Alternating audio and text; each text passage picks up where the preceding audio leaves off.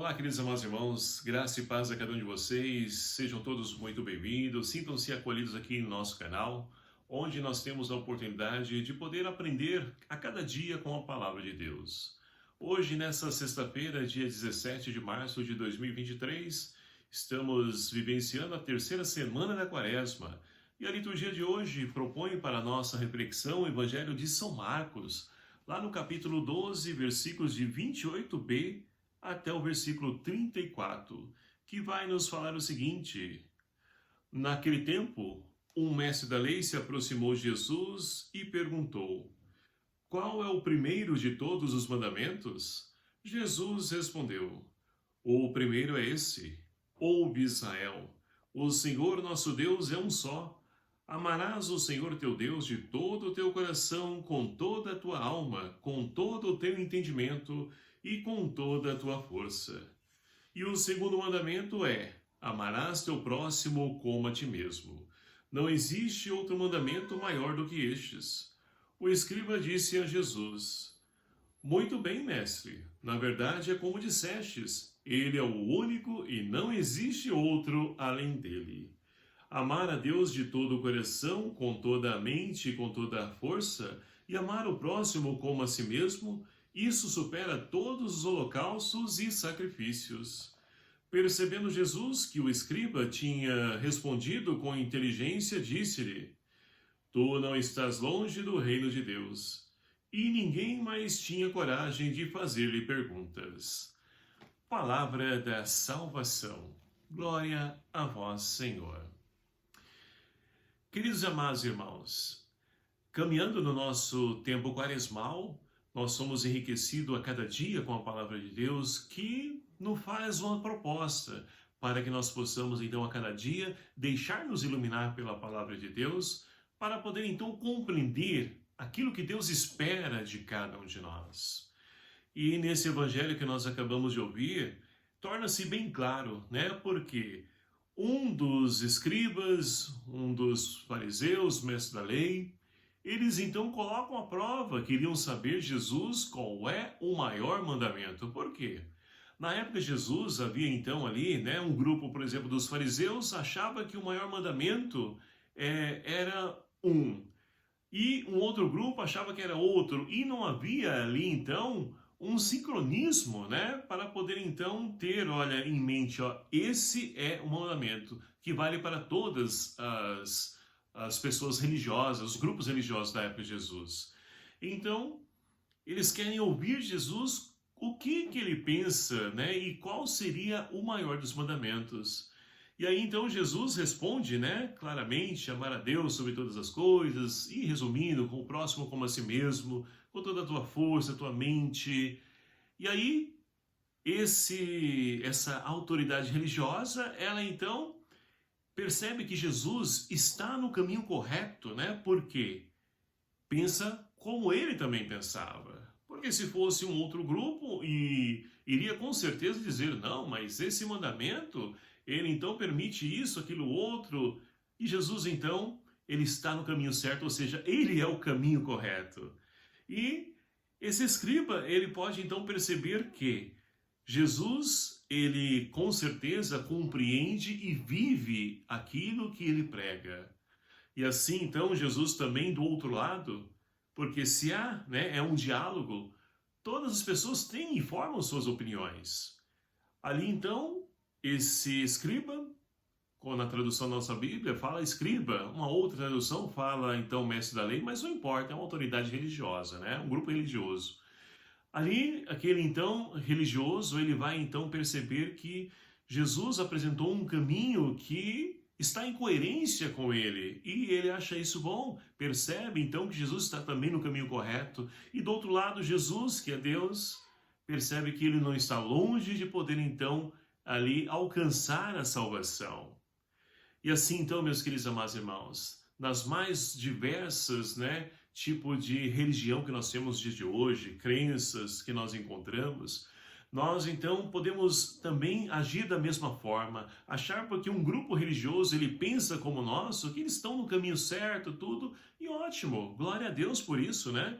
Que não pensa o caminho errado, não usa a religião para poder então ali seduzir e principalmente guiar pessoas por caminhos errados. Mas que bom que estão no caminho correto. Agora, o que nós precisamos de fato é somar forças, porque muitas vezes nós pensamos porque uma pessoa é de uma religião X, Y, aquilo outro, que ele está condenado, né? É o fogo eterno. E quem somos nós para poder então julgar as pessoas? Ora, amar a Deus e ao próximo como a si mesmo. Muitas pessoas que se afirmam serem então pessoas ateus, muitas pessoas elas então agem moralmente, eticamente falando, e quem pode então afirmar que essa pessoa não será salva? Nós então precisamos entender que Deus então ele age por vários outros caminhos, né? Ele permeia os vários caminhos a qual então ele encontra abertura. E quem sabe essa pessoa não encontrou abertura dessa forma, né? Para poder então viver, mesmo se dizendo que não é, né? Praticante de nenhuma fé, nenhuma religião. Então Deus tem os seus caminhos para poder então ali agir.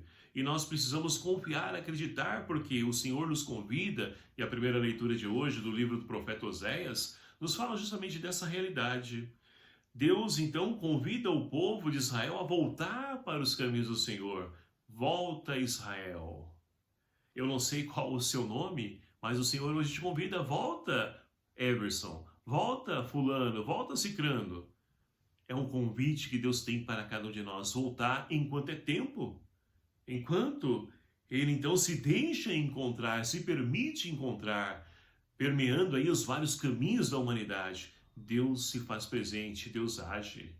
Agora, muitas vezes é fácil a gente então dizer que não consegue fazer algo de bom porque a gente não sabe qual o caminho, não sabe o que é reto, o que é correto. Sabemos sim. Amar a Deus, ao próximo como a si mesmo, ou seja, o amor deve estar então sempre em primeiro plano na nossa vida. Não o amor que o mundo de hoje nos apresenta. Esse amor é um amor, como diz, um amor chulo, um amor sem proporção, sem dimensão, que não nos preenche, está mais voltado para o prazer. E principalmente no nosso tempo, a questão do erotismo, né? É isso, as vontades, os prazeres da vida, e não é isso. O amor a qual nós estamos falando é o amor ágape, aquele que se entrega, que se doa, que sofre, mas que permanece firme nesse amor, porque esse é o caminho ao qual nós somos chamados então a percorrer. E assim então, meus queridos amados irmãos, nós podemos então compreender a vontade de Deus. Agora, é fácil viver isso? Não é. Porque nós encontramos várias pessoas que se colocam como adversário, as atitudes, o jeito, a forma de ser, mas precisamos então buscar e pedir a Deus que nos ajude também a agir de misericórdia, para que nós possamos também ser perdoados, né? Experienciar a misericórdia de Deus. Precisamos também viver a misericórdia nos nossos relacionamentos com os nossos irmãos. É fácil condenar, acusar as pessoas. Agora, nós somos chamados a poder, então, buscar o caminho do perdão, da paz, diferentemente daquilo que o mundo de hoje nos impõe e muitos meios aí que nós encontramos nos propõem, mas com segundas intenções por trás. Então Deus hoje nos convida, como o salmista de hoje nos fala, ouve meu povo, porque eu sou o teu Deus. Ai, quantas vozes nós temos escutados, quanto barulho!